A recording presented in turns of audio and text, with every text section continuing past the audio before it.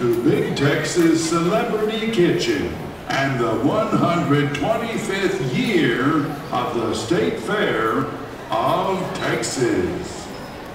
Now that you're seated, we'd like to explain our procedure for today's sampling. We will start with the first row, and when everyone has been served, we will proceed to the second row, then the third row, and so on to avoid long lines. Only the person seated in the enclosed area will be allowed to sample.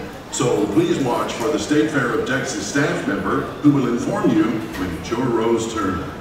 So sit back, relax, and enjoy the great demonstration and wonderful recipe that this chef has to offer you today. All right, everybody, how are we doing today? A little disappointing, I guess, right, for some of us. Others, it's exciting, right? Everybody gets their day in the sun, I guess, right? Or something like that. My name is Stephen Doyle. I'm a local food writer, and I own cravegifw.com. So check that out if you will. Jot it down. They asked me to host the Celebrity Chefs this year, and I'm more than happy to do that. We've got a lot of great chefs out here, and we have a lot more to come. So feel free to come out every day and check out the show. It's a lot of fun. But this wasn't actually my first wish for a job out here. I always wanted to work at the fair, but I always wanted to be the voice of Big Tex. What little boy doesn't, or big boy. They said they already had the position filled, so I couldn't have that job. They said everybody has a good Big Tex voice, and I'm not very sure if that's true or not, so maybe we can find out if that's true. You want to try it? Big Tex? Welcome. Okay, there you go, good man. Yeah. Let's try one more person, okay? Okay, here we go. We got a volunteer. That didn't usually happen. Hello, I'm Big Tex. Sure you are. That's very good. I think I'll stick with this job, and maybe you guys can apply for that one next year. You did a good job. What do you sound like? Oh, that folks.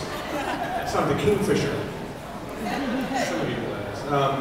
Okay, well, enough of that nonsense. We want to thank you all for coming out today. We have a great chef here today. She's from Austin, Texas. There you go. And she has a restaurant there we'll talk about a little bit later. She's going to give us a nice demo, show us some neat things and some neat tricks. And afterwards, we'll be able to sample her wares. So stick around for that. And if you have any questions, just raise your hand and I'll come running with the mic. Otherwise, let's meet Jennifer Shertle. Hi everybody, thank you so much for coming to my demo, Breaking the Crowds.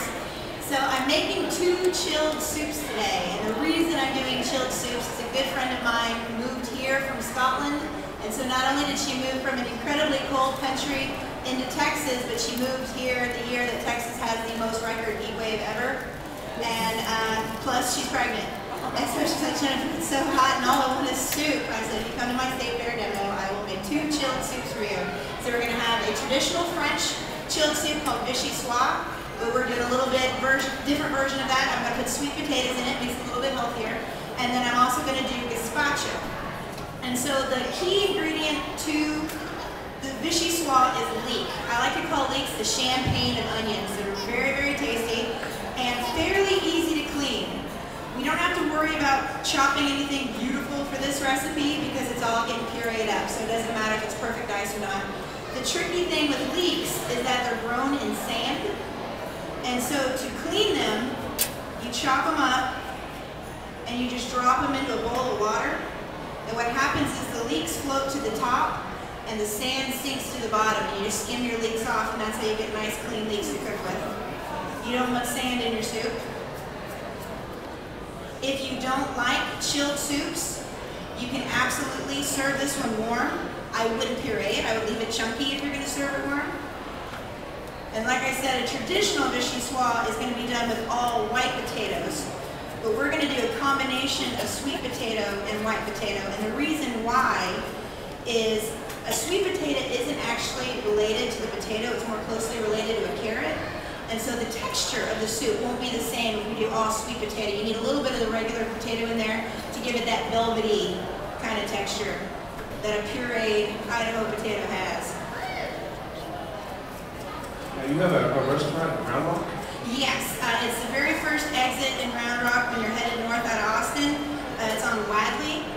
Premier Raw, which is an interesting experience because I'm not even a vegetarian, let alone an eater of traditionally raw food, but I've learned a lot and thoroughly enjoy my job, and that's all that matters. But in my dreams when I sleep at night, I actually run my own barbecue truck. So the opposite of raw food. So I'm going to drop some butter into our pan. We're going to start the vichyssoise first, because this one actually gets cooked hot. It gets cooked hot and then it's chilled. And so it's going to take a little bit longer than the gazpacho, which can be done completely raw. Gazpacho is actually best if it's made the day before, kind of marinates in itself. But don't worry, the one you guys are eating has been made ahead of time, so it's had plenty of time to marinate in itself. Now the leeks, what we're trying to do here, we actually want them to sweat. We're not trying to brown them. And so one trick to sweating any kind of vegetable without browning it is if you add salt early on, that salt is going to draw out the moisture and it's going to help sweat the vegetable rather than letting it brown. If you're trying to brown your vegetables, if you add salt, what's going to happen is you're drawing the water out, and as it's simmering there in its oniony juices, there's no way it's ever going to brown. So if you're browning onions, you add salt at the end. If you're sweating onions, you add salt at the beginning. And that's how we remember that. And so once the onions have started getting soft, I'm going to chop up my sweet potatoes. I peeled these ahead of time to save a little bit of time. And like I said, we don't have to worry too much about how pretty these are because we're going to puree it. If you were going to leave it hot, then you want to dice them a little bit nicer. But in the crappy little kitchen, we don't care about how neat we dice our vegetables. We're just happy to get it done. You might explain the crappy little kitchen. Oh, yes, absolutely. I have a cookbook out. You can buy it at Barnes & Noble or online, Amazon.com, called Gourmet Meals in Crappy Little Kitchens. And so basically what I'm dealing with is a spatial constraint rather than a time constraint or dietary constraint. What I worry about is having enough storage for your groceries, having enough storage for your utensils. If a recipe calls for a utensil and you don't have it, what do you do? If your grocery store doesn't have a particular ingredient, what do you do? And my book will help you figure all that out. For both of these soups, we're going to be using a blender. And so in my book, I say one of the utilities you should have is a blender. And my editor, who was working on the book with me, she said, Jennifer, they've got these really great things now, the stick blenders, where you just put it in there and work. She goes, why don't you use that instead? I said, well, I don't like appliances that really only do one thing. And she goes, what do you mean only one thing? I'm like, well, can your stick blender make margaritas? Because mine can. Until the stick blender is able to make margaritas, I'm not getting rid of my blender. No room in the crappy little kitchen for an item that only does one thing. Alright, so all of our vegetables are in except for garlic. Now when you buy garlic at the grocery store, you know, it's got the kind of papery skin on the outside. You smash it like that and the skin just peels right off. Now I cheated and brought garlic from work, so mine's already peeled for me, but that's literally how you do it. You just smack it with a knife and the skin falls right off. So again, doesn't have to be chopped perfectly. We're going to blend it. So now our next ingredient is 6 cups of chicken stock. I'm not particular on a brand, but what I do want to emphasize is that you do need stock. It is not the same as broth. Chicken broth and beef broth, that's made by simmering the meat. And it's not in itself a bad thing, it just has a different flavor and it's usually a little bit salty. Whereas chicken stock or beef stock is made by simmering the bones. And so you've got the marrow going on, just a deeper, more exciting flavor. And that's why I always say, be careful, you're not looking for chicken broth, you're looking for chicken stock. Bay leaf, fresh bay leaf is also nice. and some salt. Get it all going. Now the bay leaf, another aromatic we're going to add, parsley stems. If we were in France, we would wrap this up with twine or with cheesecloth or something like that. But we don't have room for that in the crappy little kitchen, so we're going to throw it in and fish it out with our tongs later. It's not that big of a deal. You have any questions out there? Raise your hand. There we go. That one. Fresh herb versus a dry herb, is it more or less valuable? It's less if you're doing dried. You're also going to use it a little bit differently in that dried herbs you want to put in at the beginning of the cooking process because you're trying to rehydrate them inside of the soup or steak or whatever it is you're cooking with. And fresh herbs you don't want to put them in until the very, very end because you're trying not to kill them. Yeah. But it all depends on what you want to do. So next we'll start our gazpacho while this comes to a boil. I've already been asked, what is an English cucumber? This is an English cucumber, and the reason why I use English cucumbers, especially in this recipe, one, they come wrapped in plastic rather than coated in wax. And the cheap cucumbers that you're used to from when you were kids, the reason your mom peeled those is because of the waxy outside. And so because this guy has no wax on him, we can leave the skin on, and it makes a really nice color inside our gazpacho. Also, another good thing about the English cucumber, it's not completely seedless. You can see there's seeds in there, but it has less seeds than a traditional cucumber. And seeds aren't going to hurt you. They're just kind of bad for digestion, so some people might shy away from regular cucumber soup, where ours is going to have an English cucumber, and it's ready to go. So just a medium dice on this. For y'all samples that you're eating later, I actually did a small dice because it's going in tiny little sample cups. But this really is kind of a rustic soup, so it's better to have a medium dice on it. Half of it stays diced and the other half gets pureed. Gazpacho, what makes it exciting is it usually has vinegar or some form of acid. Now ours is going to have an acid. We've got some limes that are going to go in there and some lime juice. But there's a secret ingredient that makes it gazpacho margarita. I'll tell you all about that later. Also makes it perfect for tailgating. If anybody was here for a tailgate. Did anyone come here to tailgate, or did anyone here watch the game? No? Probably best. Wasn't our finest hour. Anybody have any questions about the cookbook or anything like that? Well, not very inquisitive on no, really not. That's fine. How I came up with the title, I actually lived in a crappy little apartment in Brooklyn, Sunset Park, and I had no counters, no kitchen. Well, a kitchen, but not a good kitchen. It was basically a small bedroom on the second floor. I had a 300 square foot apartment on the second floor of brownstone. So what they did is they took a tiny little bedroom, slapped a sink, a stove, and a refrigerator against the wall, and that was my kitchen. There are no cabinets, no table, nothing.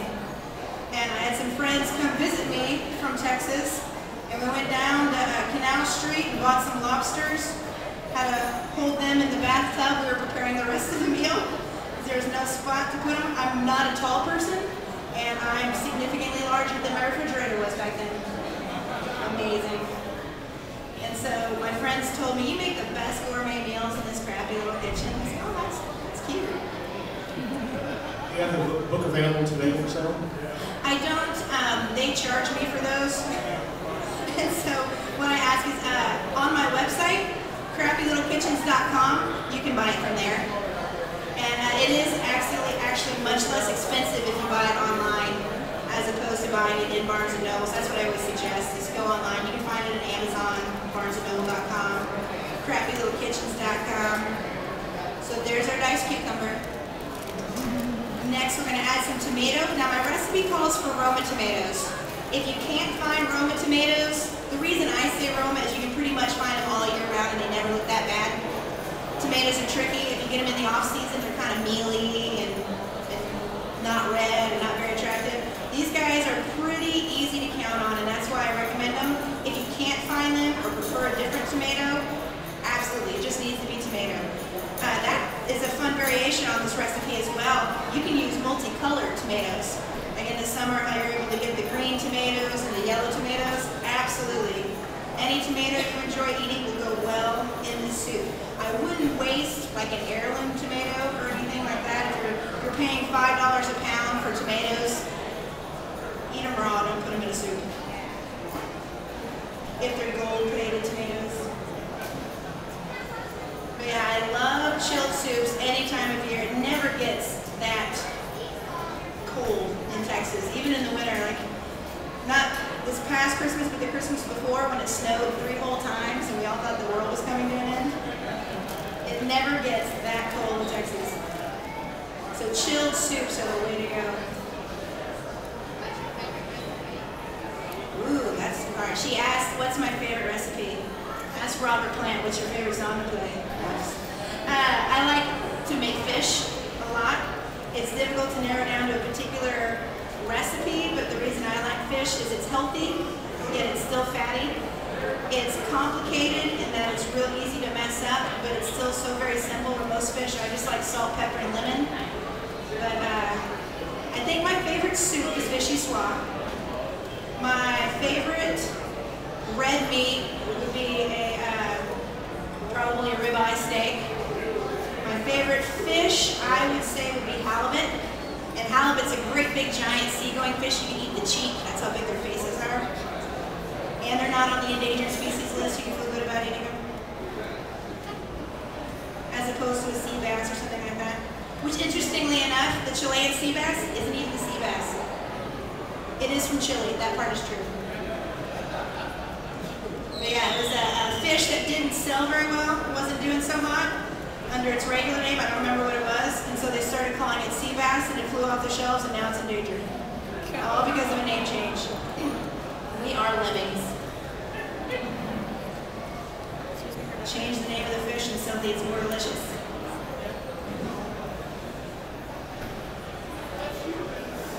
Huh? It's amazing. Exactly, exactly. Anybody have any questions yet? I'm just answering them all as I go, probably. Sorry, what? Did you always know that you wanted to be a chef? I always enjoyed cooking, and I didn't realize you could do it for a living. This is actually my second life. I've got a degree in management information systems. In fact, that's what I was doing in New York. I was managing a production office, and come to find out that I curse too much and am far too offensive to work in an office. The kitchens is perfect. Absolutely perfect. What's your favorite curse word? Can I say it? You can make it sound like something else.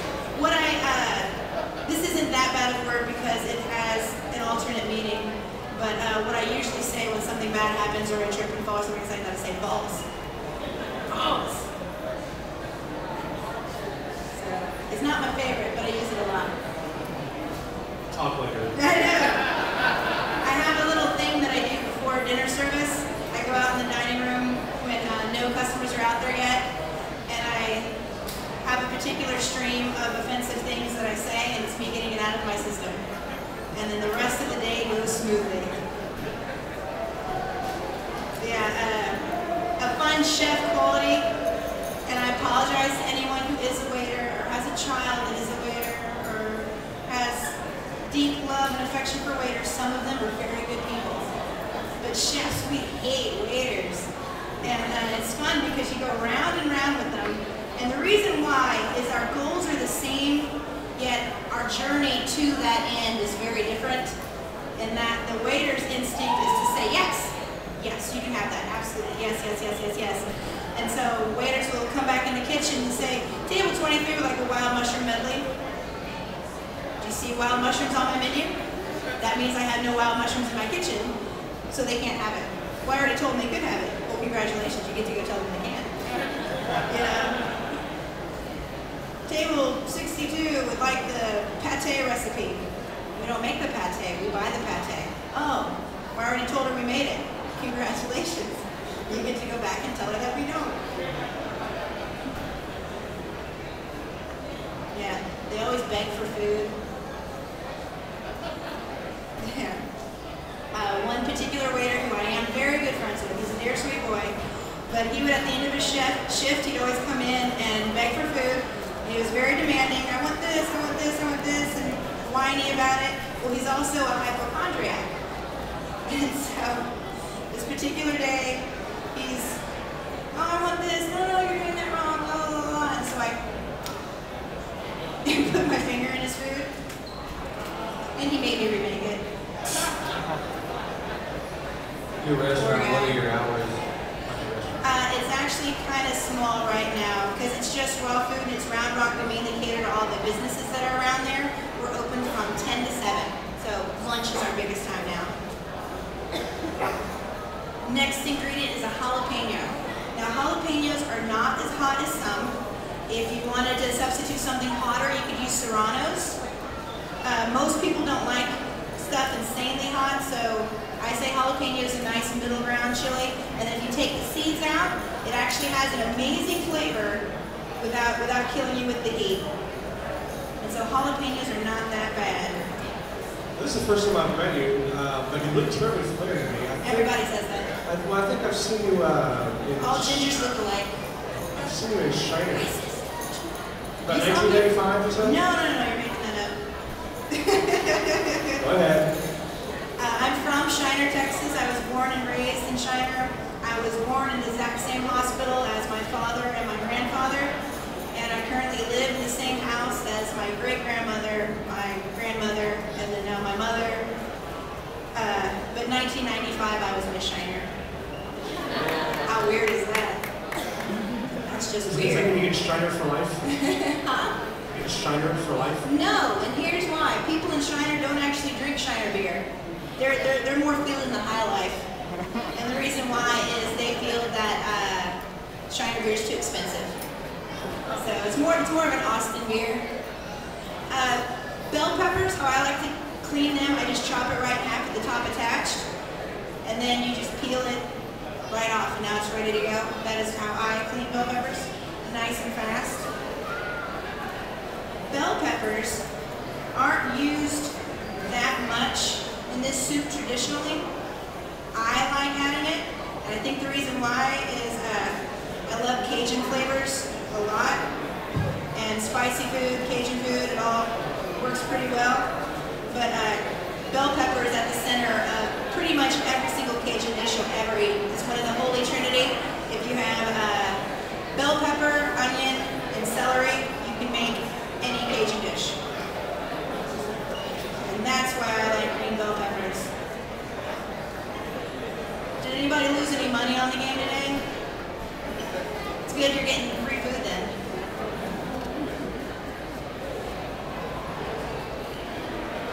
Yeah, chilled soup is a great tailgating option because you don't have to keep it hot. So it can stay in the cooler with the beer. So these are our vegetables for the gazpacho. We're going to add our lime juice. Then the next big ingredient that we add is tomato juice. Now, it's just regular old run-of-the-mill tomato juice. People have asked, can I just use canned tomato? Like, don't dice any of the tomatoes and don't add tomato juice, just use canned tomato. You can. Your color's going to be a little off, so if that doesn't bother you, it's fine. The very first restaurant I was ever sous chef in, the entire kitchen was the size of half of this. That's how small the kitchen was. There were 3 of us back there. One was the dishwasher, and when I was on the line cooking, my back would touch the dishwasher's back. We were that close, teeny tiny little place. And while I had a line cook, no call, no show, which means he's fired. And so I called one of my friends from culinary school and said, hey, I need some help, come up here and help us make some stuff. And so she showed up, and I said, juice all these lemons and make a vinaigrette, here's the recipe. And she goes, okay, where's your lemon juicer? You know, that's, a lot of people don't realize most restaurant kitchens are very small and incredibly crappy, and that's where I got a lot of my tips for cooking in a crappy little kitchen, is doing it professionally. Because chefs are also cheap, and I can say that, I am one. And you'll beg, please just get me a food processor, this will go so much faster. Nope, figure it out. Figure it out, so you just learn to chop faster. Our tomato tomato juice, and this is just simple Campbell's tomato juice. Yum, yum, yum. If anybody has a question, raise your hand or something like that. We'll bring you a microphone. There we go. We got a taker. I'd like to think that we have a crowd. Everybody does. They tell you they're lying. So my question is, what are the top 3 appliances that one would need when they're first starting out with their craft kitchen? You need a good knife. If that's what you consider an appliance, you definitely need a chef's knife, for sure. A couple of good standard pots. It's tough, you know, because everyone's priorities are different. In the first chapter of the book, I have a list of this is all that you need. And what I suggest in that chapter is anything that you have that isn't on this list, put it in a box and set it aside. If within a year you haven't gone into that box to look for something, because that's what we always think, oh, I'll use it eventually, oh, I'll use it eventually, oh, I'll use it eventually, oh, my mother gave me this ugly pie plate. Can't get rid of it. But if you put it in a box and set it aside and no one goes into the box looking for something in a year, don't open it up, don't look back in it and get all nostalgic. You take it down to the Goodwill and you donate it to someone who needs more crap. Because you don't need that crap. So half of the soup goes into the blender. If we just zap it, I don't know why I'm going to put this up here backwards, but there it is. The lovely Vitamix. I love it. I borrowed this from work.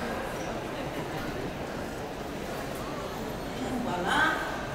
So, as I said, the gazpacho is much better if you let it sit overnight. And so for the most part, I don't season it now. I let it chill and marinate in itself and get all juicy and wonderful. And I'll season it tomorrow when I'm about to serve it. That's awesome. Now, why margarita? Salsa extra gold.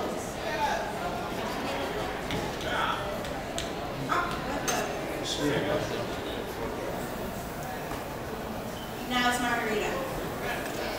So a traditional gazpacho would have vinegar added to it. Instead, I add tequila, and it's glorious and ready to go.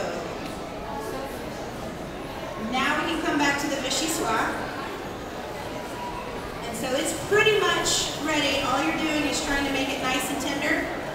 Rinsing out my blender for the second soup. I'm going to show you a really cool presentation with this guy as well, in that you can take the traditional vichyssoise, which would be all white potato, instead of a combination of white potato and sweet potato, and make just a beautiful, beautiful plate with it. And so that is what we will be doing. Ooh, can you smell that? It's delicious. But yeah, covering it up is going to make it come to a boil faster because it's trapping in that heat. Do I have another label? Oh, I'll watch this here. And so once the potatoes are soft and the leeks are soft and everything's ready to go, you want to ladle it a little bit. I got this guy really full with the gazpacho, and the reason why is because it's cold.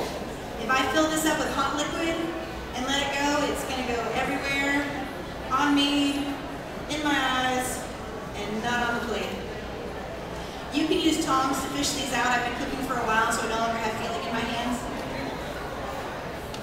I've burned my hands many times in many creative and painful ways. You guys, if you ever go to the Grape in Dallas? Yes. Okay.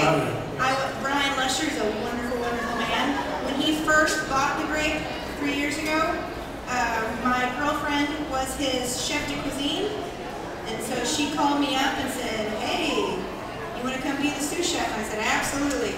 And so I was their sous chef for a while, and I was on the grill every night. And doing this with tongs gets really, really tiring and really, really hurtful, and so what I finally started doing is just using my hands. And I flip the steaks with my hands, and so now my fingers are pretty much dead. Pretty much dead. Which one? Okay. Now I didn't do this on purpose, but you might notice that our soup today is the most lovely shade of orange. So I can party. Okay.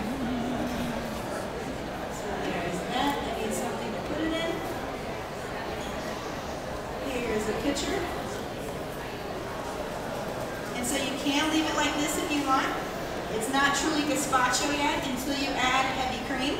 I'm sorry, not heavy cream. This is half and half. So you add your half and half. What we season it with now is a little bit of nutmeg. Nutmeg's the secret ingredient to pretty much any creamy soup. Pinch of white pepper, pinch of nutmeg, a little salt. Anybody have any questions? That whistling at me? So you season it up, and now it's ready. By the magic of television,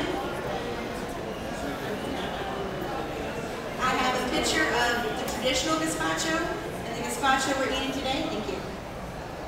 And so I'm going to show you the cool presentation.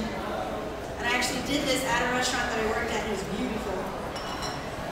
But you start from either side and try and pour it in kind of evenly. Can you guys see this? And so then what you do,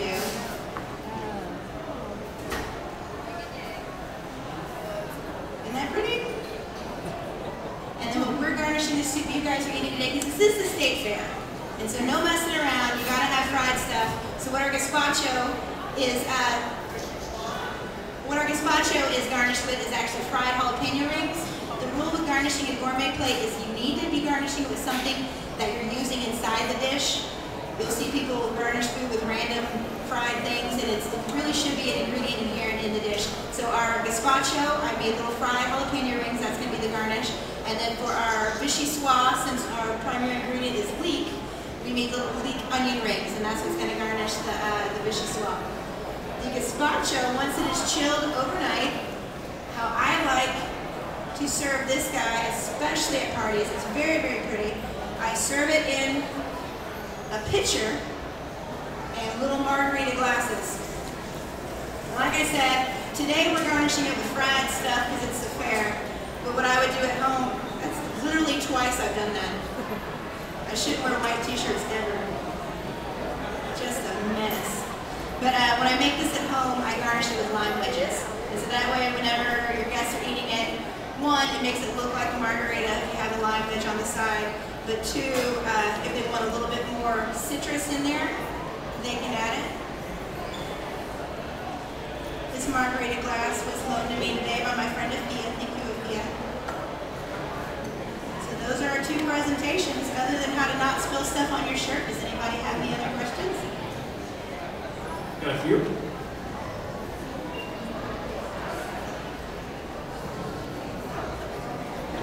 Your presentation again. See how she got the half and half of the soup. Oh, okay. I'll do it again. A little yin and yang thing. Nobody look, I'm wasting soup.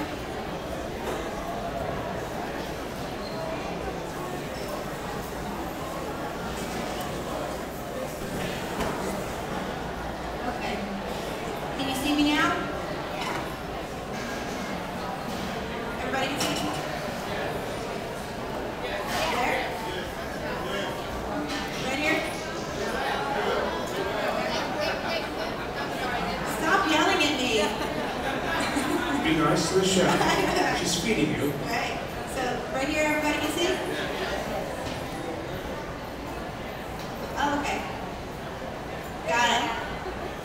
Okay, so I have it in 2 separate containers, and as best you can, just pour them on each side, even amounts, and then you just spin it. Yay! So pretty. Yeah. That is like restaurant quality soup right there. Any other questions about crafty little kitchens or gazpacho or vichyssoise? Don't ask me how to spell it. I will be able to tell you. Alright? Whenever you guys come up to eat your samples, I've got refrigerator magnets here. I've got buttons. Somewhere are my helpers. Where did they have them?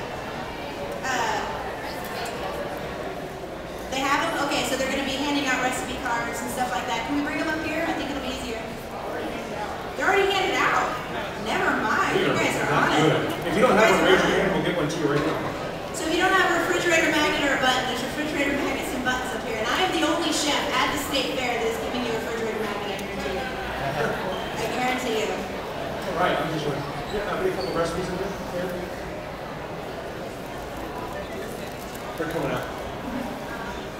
All right, thank you so much, Chef. We really do appreciate you coming out today. Be sure, if you're in the Austin area, Round Rock, Premier Raw, and we definitely want to try that out. Healthy food. What are some unique things we could have at Premier? Okay. The most difficult thing for me when I was learning this job was how to make bread, because bread is not raw. Bread is baked to 350 degrees, and so that should be accurate. And so what we call bread is really more of a cracker, and you make a vegetable puree with nuts and carrots and things like that, and spread it out on these sheets and you put it in the dehydrator. And as long as we don't heat it up above 120 degrees, it is still considered raw. So we have all these sheets of puree that we put in the dehydrator at 120 degrees, and then we cut it into bread shapes. And it's actually incredibly tasty. We have a rosemary bread that we make an ALT with, an avocado, lettuce, and tomato sandwich. That's delicious. We've got little veggie sliders where the veggie patties made with sunflower seeds and carrot and things like that, and sun-dried tomato. And we put it on a little almond bun. But it's been a labor of love and a lot of hard work figuring out how to do it. I had to research and read a lot of books because I didn't know how to do this, but frankly, when I'm applying for a job, I do excellent in interviews. Sounds neat. Okay, so we have several soups here. This is the gazpacho with the fried jalapeno rings, and this is the vichyssoise with the fried onion rings. Yeah. There should be enough for everybody to have. Okay, there are actually 2 recipe cards, and so if you've only got one, the other one will be up here, so just grab it when you're coming through the line. We all want to give Chef a warm